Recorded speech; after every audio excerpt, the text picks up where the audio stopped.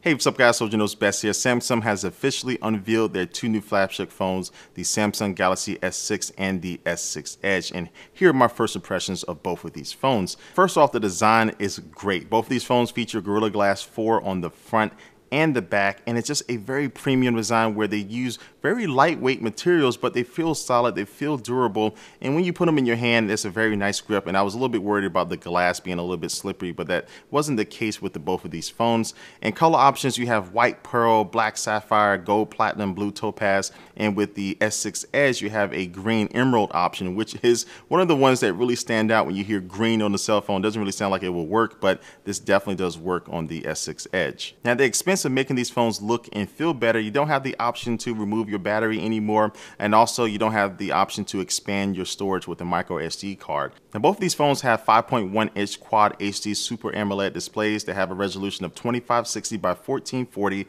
and a rocking 577 ppi. But the one difference with the S6 Edge is that it's a curved display on both sides, and it looks absolutely amazing because you don't have this sharp cutoff when you're watching a video. The video can fold over, and basically it just allows you to be a little bit more immersed into what you're watching on the display.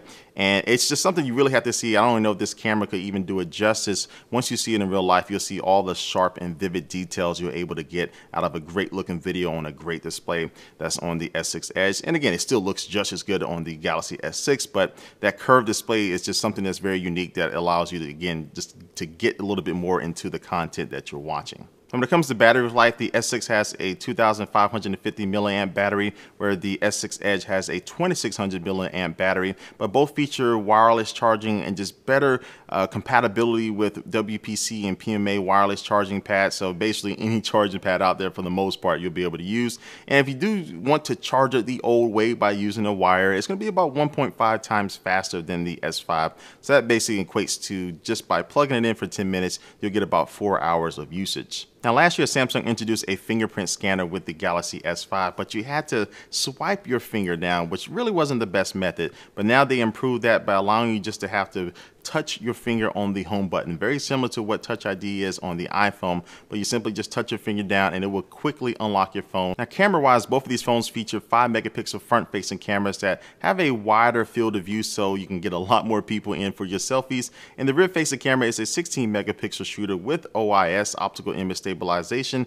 It also has quick launch now, so no matter what you're doing in the software, you can double tap the home button and it will launch the camera pretty quickly, so you can go ahead and take a picture of that moment right when you need it. And now it does have infrared detect white balance, improved low light video, and also tracking autofocus. So that means if you want to keep one subject in your video in focus, you simply tap on them now and you'll be able to keep them in focus as they move around and you pan your camera around. This is a feature that you see in digital cameras, but it's coming to these two new Galaxy phones. Now, moving on to software, both of these phones are running Android 5.0 Lollipop, and of course they do have TouchWiz on top of that. And one of my biggest complaints about TouchWiz in the past is that it was just way too much. It just felt a little too bloated, and this Samsung was just trying to throw everything in there and the kitchen sink, but they have dialed that back now with these two new phones, and I'm really enjoying it because the settings are just a little bit more organized. Everything is just a little bit more concise, and it's just less is more, and that really is working now with this new version of TouchWiz. And there's also better multitasking. You can have multiple apps running at the same time,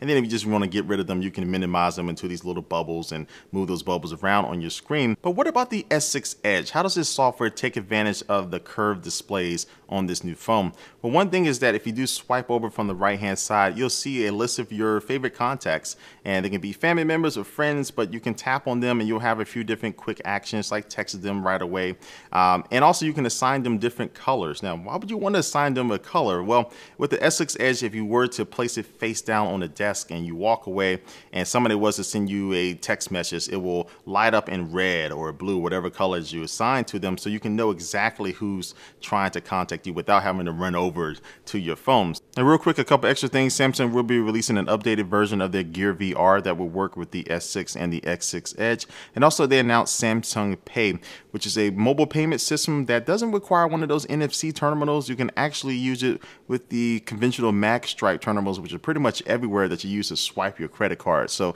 Samsung has more information about that, and they'll be releasing that later on in the summer. And so with this hardware and the software, Samsung is really trying to make a statement that they're here to stay, that they're going to continue to be innovative. And again, just with my little time with both of these phones, it looks like they're on the right track. And I think they do have two winners on their hands. But again, these are just my first impressions of these two phones. They launched worldwide on April the 10th. But stay tuned for more coverage, and definitely leave a comment down below what you think about these two phones. They've been talked about for a while. I'm interested to see what you think about them. But like always, thanks for watching this video, guys, and I will catch you later. Peace.